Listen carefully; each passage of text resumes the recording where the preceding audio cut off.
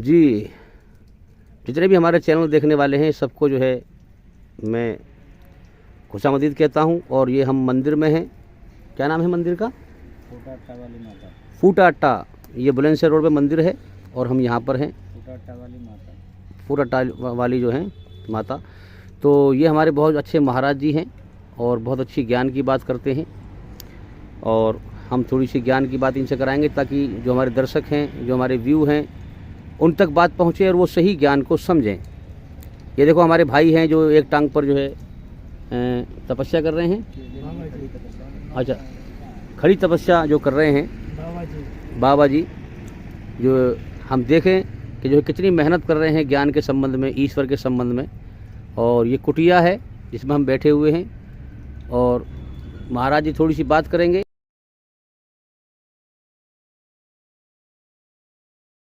तो आइए थोड़ी सी ज्ञान की बात जरा सुनिए इनसे, बहुत अच्छी बात करेंगे जी।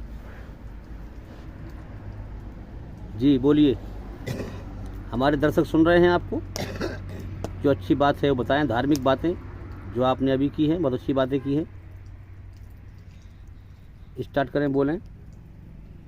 धार्मिक की बातें ये है जी कि जो लोग जात बिरादरी के मामले में जी विवाद फैलाते हैं जी, ये बिल्कुल गलत है, बहुत अच्छी बात है क्योंकि धर्म एक है जी। और जात बिरादरी के नाम पर जी गलत बातें करना, जी कलंक लगाना, जी ये बहुत गलत बातें हैं। जी उस मालिक को एक ही रूप में देखना चाहिए, जी, एक ही मानना चाहिए बेशक और सही बात है उसका एक में ही सबका साझा रहना चाहिए। जी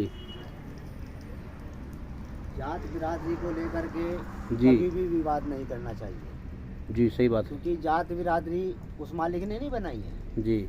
उस मालिक के यहाँ से तो मानवता का नाता आया, जी इंसानियत का। बेशक ये सब यहीं आगे बनी है जात बिरादरी, जी और इसको लेकर हम विवाद फैलाते हैं, ये हमारी बहुत गलत बात है। जी। उस मालिक का नाम लेना चाहिए, भजन करना चाहिए, अच्छे कर्म करने चाहिए। बेशक कभी भी इस बात को लेकर विवाद जी। नहीं करना चाहिए। बेशक कितनी अच्छी बातें करी हैं। देखिए जो है महाराज जी ने बहुत अच्छी बात करी है और ऐसा ही यही धर्म है असल में। जो धर्म फसाद नहीं फैलाता जातिवाद के नाम पर, किसी चीज़ के नाम पर, यही असल में धर्म है।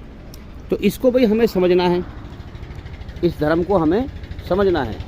तो हम जो है समझें बात को कि सही धर्म क्या है। हमारे सबके अंदर ईश्वरीय रचना है, ईश्वर की रखी हुई रचना है हमारे अंदर। रचना क्या है? जब हम अच्छा काम करते हैं तो वो सुकून पैदा कर देता है हमारे अंदर, शांति पैदा कर देता है। और जब हम बुरा काम करते हैं तो हमारे अंदर बेचैनी पैदा कर देता है। तो ये ईश्वर का इशारा है कि मेरे पैदा किए हुए इंसान, मैंने अपनी अच्छाई में तेरे अंदर सुकून रखा है, तो तू अच्छाई पर चल कर मुझे पाले, अच्छाई पर चल, बुराई से बच। और ईश्वर के बारे में जो है हम देखें, वेदों के अंदर ईश्वर की तारीफ की गई है और बताया गया है। जब हम देखते हैं तो कहा गया है एकम इवदित्यम, वह ईश्वर एक ही है बगैर किसी दूसरे के। यानी कि कायनात की हर चीज़ एक ईश्वर के सहारे से कायम है, मगर वो किसी के सहारे से कायम नहीं है। समझ में आ रही है बात? जब हम गौर करते हैं, वेदों में कहा गया है वयम देवानम सुमतो श्याम, यानी कि ईश्वरी है, ईश्वर हमें सच्चा रास्ता दिखा। यानी कि इसमें कहा जा रहा है कि हर चीज़ ईश्वर के सहारे से कायम है, तो ईश्वर ही हमें सच्चा रास्ता दिखाएगा। तो लिहाजा हम मन ही मन में उस ईश्वर से बात करें कि मालिक तूने हमें जीवन क्यों दिया है, दुनिया में तूने हमें क्यों भेजा है, इस दुनिया के अंदर बहुत धोखा है, तो मुझे सच दिखा, सच्चा रास्ता दिखा, जो तेरी तरफ से तेरा सच्चा रास्ता है मुझे उसको दिखा दे। तो इस चीज़ को हम समझें कि ईश्वर ही हमें राह दिखाएगा, क्योंकि हर चीज़ ईश्वर के सहारे से कायम है, तो वही हमें राह दिखाएगा, वही हमें भटकने से बचाएगा। और जो हम धार्मिक स्थल पर जो मेहनत कर रहे हैं, वो उसी का हमें वो बदला देगा, उस मेहनत का वही हमें बदला देगा। तो इस चीज़ पर हम गौर करें, कहीं ऐसा ना हो कि हम शैतान के बहकावे में आकर गलत रास्ते पे चलें और फिर हमें हमारी मेहनत का बदला ना मिले हमें। तो इसलिए हम ईश्वर से सच्चा रास्ता मांगें, ईश्वर हमें दिखाएगा और सही मार्ग दिखाएगा, तब हम सच्चा रास्ता पाएंगे। तो जब हम गौर करते हैं, देखते हैं, वेद हैं, 4 वेद हैं, सोम वेद है, अथर्वा वेद है, यजुर्वेद है, ऋग्वेद है। वेद का सबसे पहला मंत्र कौन सा है? यस्तन्य वेद कृमिचा कृष्यांति। इसका मतलब क्या है कि जो उस निराकार ईश्वर को नहीं जानता, जिसका कोई रूप आकार नहीं है, जो उस निराकार ईश्वर को नहीं जानता, वो वेद पढ़ के क्या करेगा? कितनी बड़ी बात है। और जो भी अवतार हिंदू धर्म में आया है, वो अवतार आसमान की तरफ उंगली उठा करके कहता है कि वह जो ईश्वर है मुझे अपने बारे में पैदा होने का ख्याल भ्रम नहीं करता है कि मैं किसी से पैदा हुआ हूँ, ना उसकी शुरुआत है ना उसका अंत है, और वही सारे जहान का महान मालिक है। जब हम आगे पढ़ते हैं, वेदों के अंदर कहा गया है नातस्य प्रतिमा अस्ति। इसका मतलब है, प्रतिमा का मतलब है रूप आकार अक्ष, यानी कि इसका मतलब है नातस्य प्रतिमा अस्ति।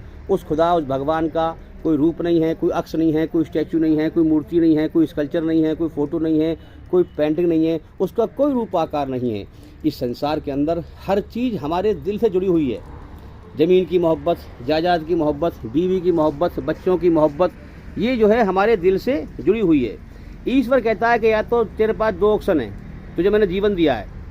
दो ऑप्शन क्या है कि ए इंसान, तुझे मैंने अपनी भक्ति के लिए पैदा किया है, तुझे मैंने अपने लिए बनाया है, सारा जहान बनाया तेरे लिए, तुझे बनाया अपने लिए। तो लिहाजा तेरे पास दो रास्ते हैं, या तो तू दुनिया और दुनिया की चीज़ों को पसंद कर ले।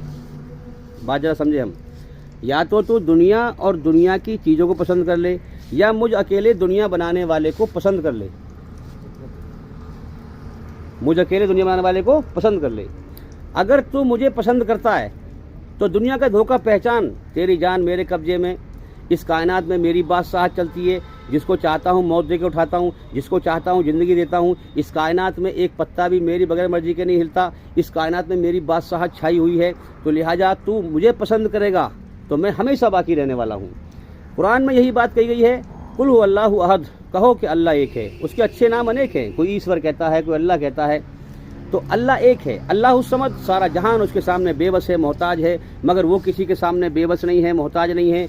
लम यलिद वलम युलद, न उसने अपने पेट से किसी को जना है जैसे माँ जनती है बच्चे को, और न वो किसी और से जना गया है। न उसके माँ बाप है, न वो किसी का बाप है, न उसकी शुरुआत है, न उसका अंत है।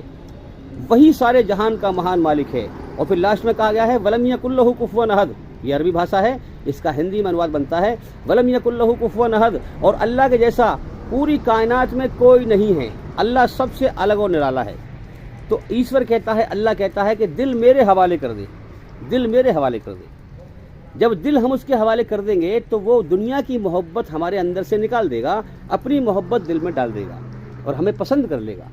जिस मकसद के लिए उसने हमें पैदा किया है कि मैंने तुझे अपने लिए बनाया, ए इंसान मैंने सारा जहान बनाया तेरे लिए, तुझे बनाया अपने लिए। तो लिहाजा इससे पहले कि मैं मौत देकर दुनिया की तुझसे हर चीज़ छुड़वा दूं, तू पहले ही छोड़ दे।